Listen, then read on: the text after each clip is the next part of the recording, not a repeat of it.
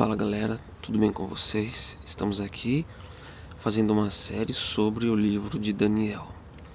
O tempo não está favorecendo a gente, então à medida do possível nós vamos estar falando sobre alguns capítulos. Talvez nós não vamos seguir uma ordem exata, mas o importante é que nós possamos aí tirar o melhor proveito deste livro.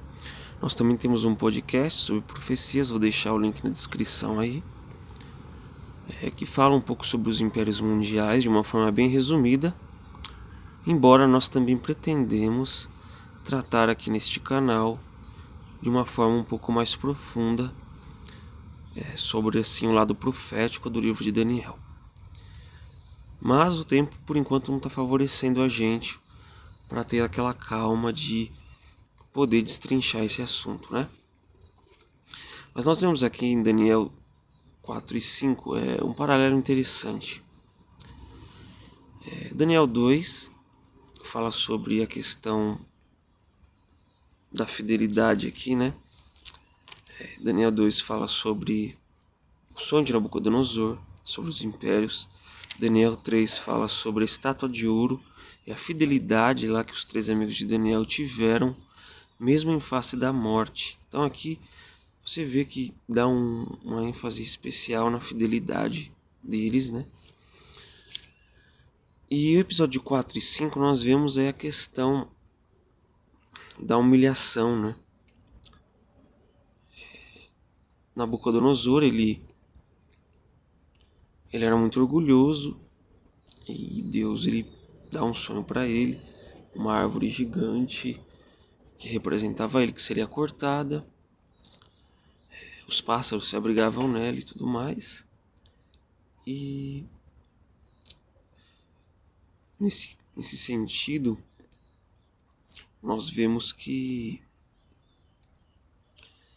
o que precisou acontecer para que Nabucodonosor louvasse o Deus do céu. Então ele se torna um animal, ali quase como um animal, tendo costumes de animal. Ele ficou 7 anos nesse estado para entender que Deus é que reina.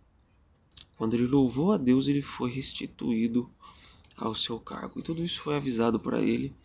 Ele entendeu que é Deus que está no controle da história, é Deus que está no controle de tudo. E se ele estava ali no poder, é porque Deus permitiu. Mesmo sabendo dessa história, Belsazar, no capítulo 5, ele comete atrocidades muito grandes, né? Inclusive, Belsazar, segundo algumas fontes históricas, tem um historiador chamado Xenofonte,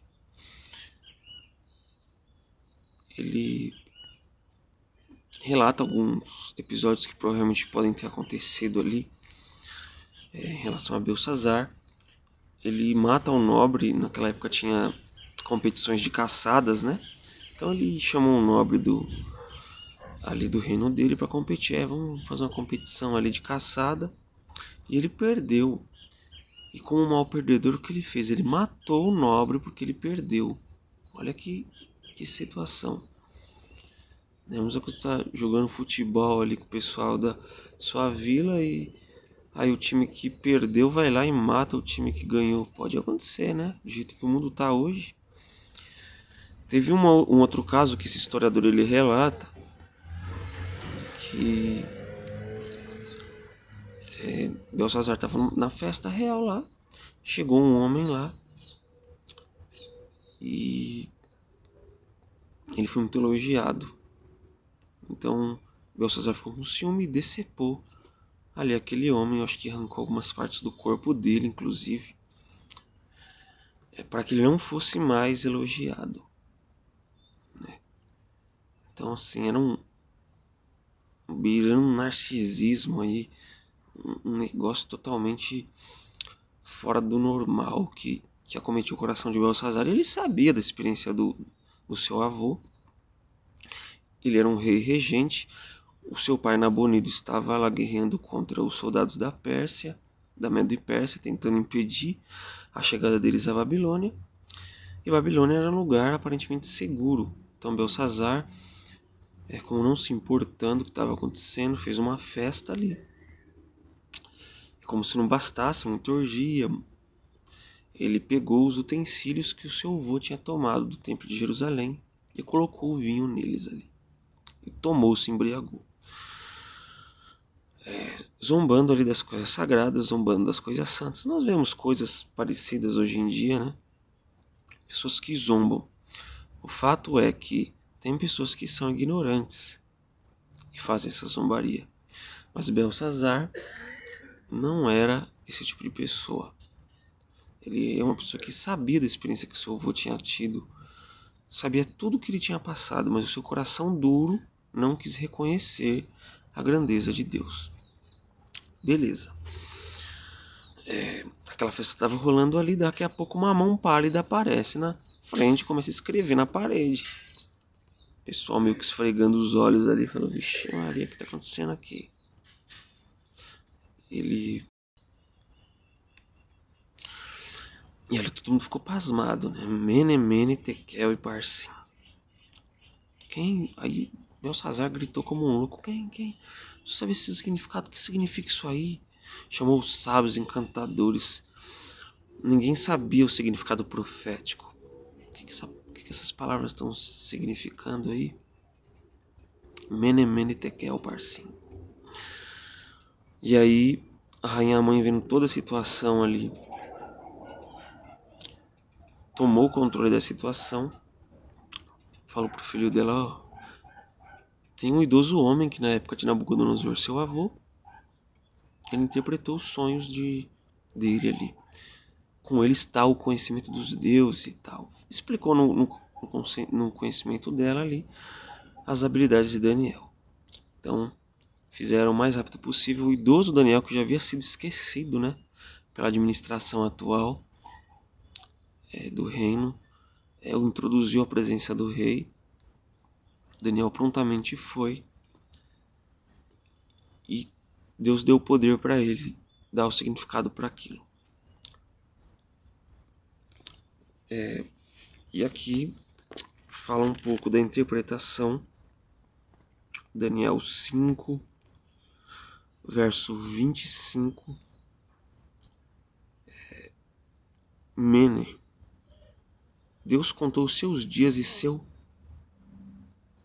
reinado e determinou seu fim. Verso 26, né?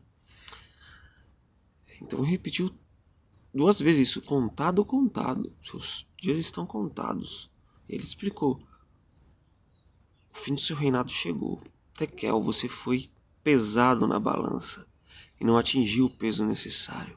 A balança do juízo de Deus. Parsim, seu reino será dividido e entregue aos medos e persas. O interessante é que ele ofereceu os prêmios a Daniel e Daniel não aceitou, mas mesmo assim, após a interpretação, ele deu esses presentes a Daniel. Mas Daniel não queria, porque do que adianta as honras e prêmios desse mundo em face do juízo final? Do que adianta? A pessoa pisa nas pessoas, mata as pessoas, rouba as pessoas. Beleza, pode valer a pena que nessa vida ela pode até não sofrer consequência nenhuma, vamos dizer assim. Pode viver uma vida ótima, apesar disso. Mas quando ela chega diante do juízo final ali, ela vai perceber o quão curta a sua vida foi. Quando ela estiver diante da eternidade, ela vai saber que não valeu a pena. O quanto a sua vida foi curta e o que ela perdeu. Mas só vai saber o quanto ela perdeu quando ela estiver diante da eternidade. Ela vai saber o que ela perdeu. No momento parece que vale tudo a pena.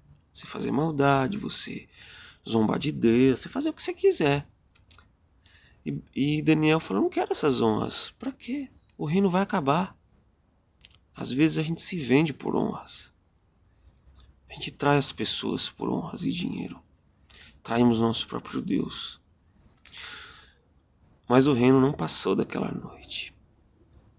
Pouco tempo depois, alguns até se aventuram a dizer que mal Belsazar colocou a corrente de ouro ali no pescoço de Daniel, os soldados persas já invadiram ali. E Belsazar foi morto. Há um juízo para vir E as pessoas vivem como quer por aí. Será que temos pensado nisso? Será que temos entregado a nossa vida a Deus a ponto de ter a consciência tranquila quando o juízo dele chegar? Como tem sido a nossa vida? Que possamos também ter a lição de Daniel, que embora esquecido, ele não deixou de honrar a Deus.